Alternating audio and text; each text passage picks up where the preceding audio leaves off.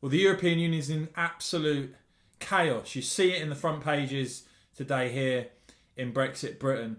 But the debacle that we've seen in terms of the EU strategy on procurement of vaccines and their strategy moving forward now, there is something deeply troubling about what is going on in the EU right now. I'm going to bring you all the very latest in this video, guys, but please start off as ever by making sure you've hit subscribe and the bell so you don't miss my next video. And do give this video a big thumbs up as well. Now, we know already that the EU is trailing the UK. Here's the country by country comparison. And so you have a situation where it was announced that France, Germany, Italy and others are now suspending the use of the Oxford vaccine after a report of a few more blood clotting emerging on Monday. But as Brussels Playbook report today, don't underestimate the European public's fear. France, for example, and this is just unbelievable, France decided to suspend the AstraZeneca jab in part because Germany did, because we would have 3 days of stress after the German decision. A French minister told Politico on Monday evening. This is madness.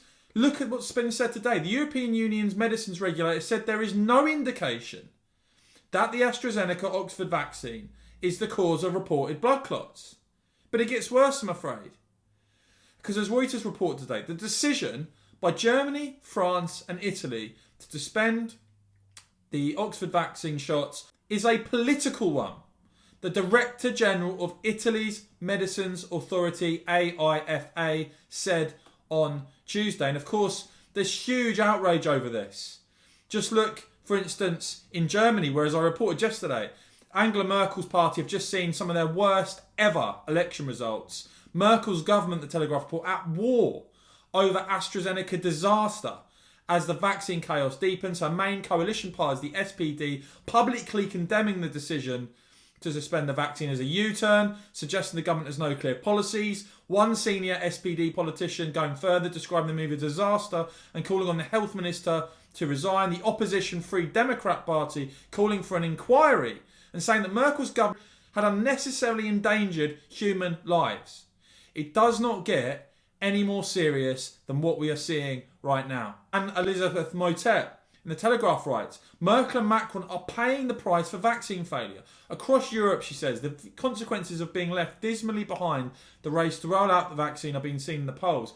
She said that for her, she was happy to have got the AstraZeneca vaccine last Friday in a Paris hospital. I learnt long ago never to take anything Emmanuel Macron says too seriously. And time after time during this, whether it be Macron questioning the vaccine, whether it be Angela Merkel saying that she wouldn't take it, you've seen time after time after time this debacle unfolding. And clearer than ever that Brexit Britain absolutely right to break free from this mess. But it's the people of Europe that are suffering from this poor leadership, irresponsible moves from EU leaders.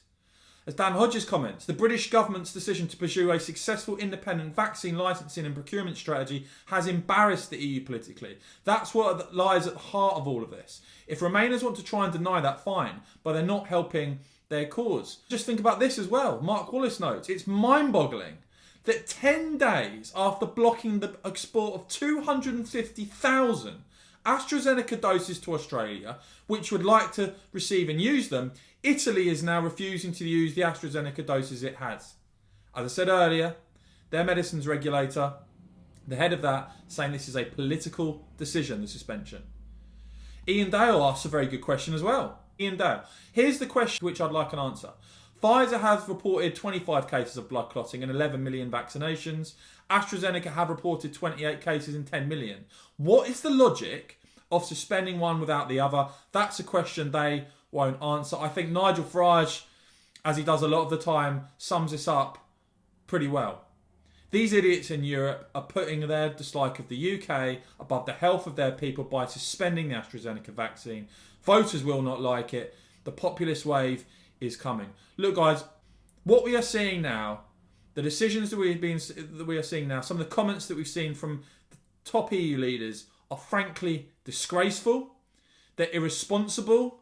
They're out of order. This shouldn't be happening. And frankly, I'm very grateful that my country has got away and got out of this mess. But I feel for the people of Europe who I think are being badly and shamefully let down by EU leaders right now.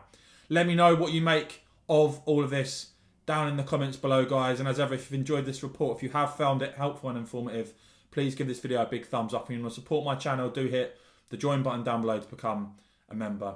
And of course, guys, as ever, thanks so much for watching.